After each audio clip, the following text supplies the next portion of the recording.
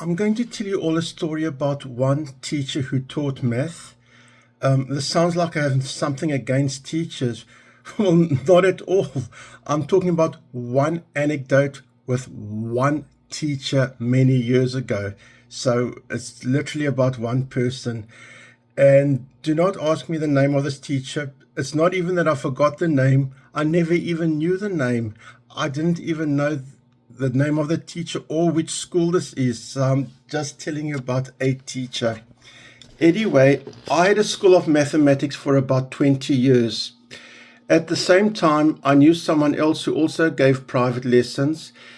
And regarding who knows more math, him or me, it's like saying what has more water, a pool or the ocean. It's not even subjective, or could be, or maybe. This man would teach a fourth-year university student or someone working on their PhD. He could teach them math. That's the level of mathematics that he knew. So there's no comparison. And in fact, sometimes if I was stuck on a tricky question, I would phone and ask him, and to him it's a piece of cake. Anyway, what happened once out of the blue, he phoned me with a question to solve. I've forgotten what the question was. I remember it regards permutations and combinations, like you have a bucket with so many yellow balls and so many red balls, and if you took out one ball, what's the probability this or that of the next color, or how many ways can you withdraw this number of balls? Anyway, I don't know why he had to ask me. He knows more than me, but I was happy to help. I said, here, let me do it. I called him back. I said, here's the answer. And he says, thank you. And that's all. Okay, I don't know why he needed to ask me if he knows more than me, but so be it. About a week later, I had to go to his office for something, and he happened to be teaching a young lady mathematics at that time. He explained to me then that when he phoned me, this is by absolute chance, it's the same young lady who he was teaching at that time. While he called me, it's the same lady who was with him in the office at that moment. And then they explained what happened. This young lady wrote a test at school. She got, according to him anyway, she got the question correct, and the teacher marked her wrong because the teacher made a mistake where she was right. And the teacher will not back down.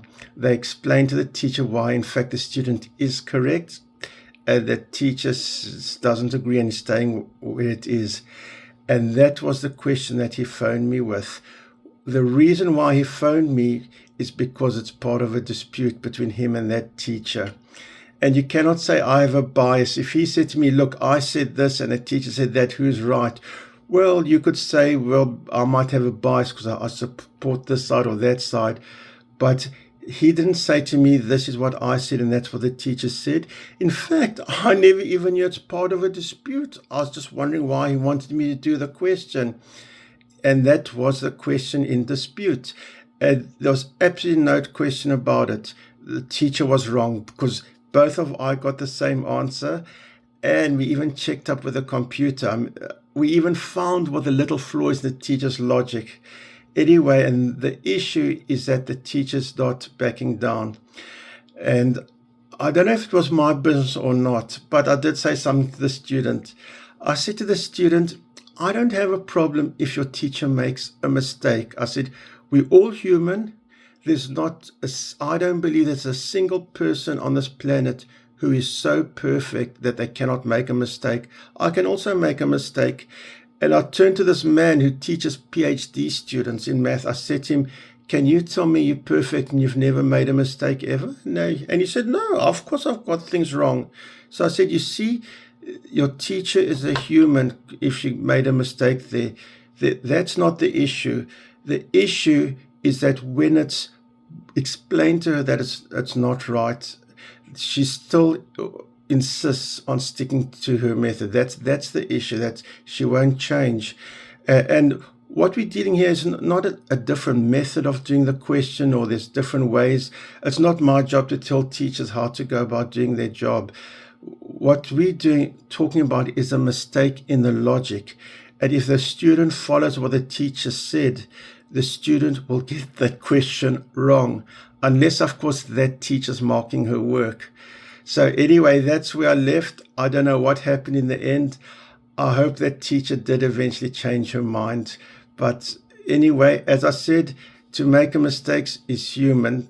Depending on often, if you're always making a mistake, then you shouldn't be teaching a subject. But it's that you're sticking to it even when it's brought to your attention. So I hope that teacher did eventually change her mind. I have no idea what the result is in the end. I don't even know who this teacher was or which school, and this was many years ago.